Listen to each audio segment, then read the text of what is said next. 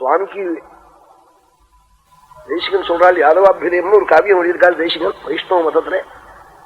அப்பயும் திருவாளுக்கு வியாக்கியானம்னே, இவா கேவலம் பரமேஸ்வர பக்தா, அவர் கேவலம் விஷ்ணு பக்தர். இவா சுத்த அத்வைத்தே, அவர் சுத்த விசிஷ்டாத்வைத்தம். அவா புஸ்தகத்துக்கு இவா போய் வியாக்கியானம் எழுதியிருக்காள். இதனால மகான்கள் மனசெல்லாம் எப்படி இருக்கும்னு நாம் பார்த்துக்கணும், அதுதான் புரிஞ்சுக்கணும். அந்த யாதவாபியுதய காவியத்துல தேசிகன் சொன்னாள், கிருஷ்ணாவதாரம் பண்ணி 10 மாசம் ஆச்சான். சுவாமி தவிழ்ந்து விழுந்து விளையாடினாள்.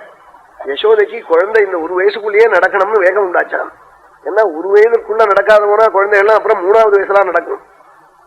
ரொம்ப நாள் கழிச்சு குழந்தை பிறக்கிறவாளுக்கு சுருக்க நடக்கணும், சுருக்க படிக்க வைக்கணும், போன பொண்ணு கல்யாணம் பண்ணி நாட்டு பொண்ணு வரணும், அப்படிலாம் தோணும். அதனால என்ன பண்ணினா 10 மாசத்திலேயே நடக்க கத்துக் கொடுத்தாலாம். எப்படி கத்துக் கொடுத்தாருனால், குழந்தையனுடைய விரல 2 கையும் பிடிச்சிட்டு தான் பின்னாடியால் நடக்கிறதா. சுவாமிய நேர வீடு முழுக்க கரேண சங்கிருஷ்ய கராம்புஜாக்ரம் சஞ்சாரயாமாஸ யசோதா கரேண சங்கிருஷ்ய கராம்புஜாக்ரம் சஞ்சாரயாமாஸ யசோதா. மெல்ல மெல்ல குழந்தை கைய பிடிச்ச அப்படி நடுக வீடு முழுக்க வச்சுன்னு போனாளா. நடக்க கத்துக் கொடுத்தாள் தேசிகன். யாருக்கு நடக்க கத்துக் கொடுத்தாள்? பதைஸ்திரிபிக்ராந்த ஜகத்ரயம் தம் பவ்யாசயா பாவித பாலபாவம் பதைஸ்திரிபிக்ராந்த ஜகத்ரயம் தம் பவ்யாசயா பாவித பாலபாவம். எந்த பிரபு வாமனாவதாரம் பண்ணி 7 வயது குழந்தையாய் மகாபலியினுடைய யஜ்ஞ வாட்டத்திலே வருஷ ஜடையும் வாக்குல வேத மந்திரமும் கையில தீர்த்த பாத்திரமும் பிராமமான வேஷமும் மிஞ்சி பில்லும் மறையுருவியும் மாந்தோலும் குஞ்சு சரணமாய் போய் மகாபலியினுடைய யஜ்ஞவாட்டத்துல போய் என் குஞ்சு காலால 3 அடி என கேட்டு தானம் பண்ணதும் திரிவிக்கிரமனாய் உலகளந்த பெருமாளாக ஆகி மூலகத்தையும் 2 அடியாக அளந்து 3வது அடிக்கு இடமில்லாம மகாபலி தலையில கால் வச்சானோ அவனுக்கு நடக்க கத்துக் கொடுத்தாளாம் யசோதே.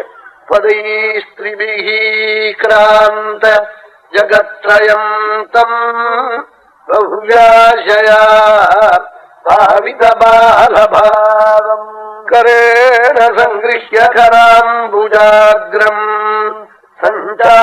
சஞ்சாரயாமாஸ யசோதா. இப்படி ஒரு முறை வீடு முழுவதும் அழிச்சுன்னு போயிட்டு வந்தாலும் பகவத் சரணம் நடுகப்பட்டுதான் சீல் வச்சா போல. உடனே யசோதை காட்டாளா, என் அப்பனே கிருஷ்ணா நடக்க வந்துடுத்தோனாளா. முத நாளைக்கு ஒரு தடவை சித்தின்னு வந்தா நடக்க வந்துடுமா? வந்துடுவோம். இப்படி காட்டாள்.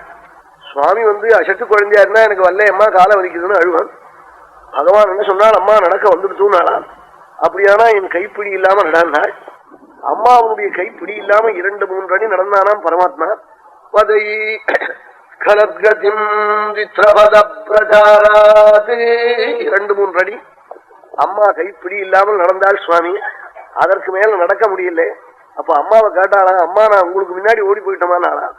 என் கண்ணே ஓடி போடா பாக்குறேன்னாளா. தவிழ்ந்து வீடு முழுக்க ஒரு ரவுண்ட் அடிச்சு விட்டாளா. ஜானுக்கிரமே ருச்சிம் குமாரம். சுவாமி தவிழ்ந்து வீடு முழுக்க ஒரு சுத்தினதே.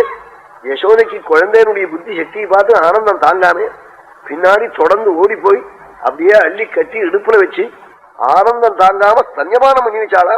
புக்ரே சமாவேஷ்யவலக்ன மத்யே சன்யம் முதா பாயயதே ஸ்மதன்யா. புக்ரே சமாவேஷ்யவலக்ன மத்யே சன்யம் முதா பாயயதே ஸ்மதன்யா. சன்யபானம் பண்ணி வச்சாளாம். தேசிகன் சொன்னாள், எந்த பிரபு க்ஷீராப்திசாயியோ பால் கடல்ல படுத்தவனோ அங்க குடிச்ச பால் போறாம எங்க அம்மா யசோதையனுடைய பாலுக்கு காத்துக்கிட்டு இருந்தானே, தன்யான்னு விட்டாள். அவன் ஜென்மா கரையேறி போச்சு விட்டாள். இனிமே அவளுக்கு ஜென்மா இல்லேன்னு விட்டாள்.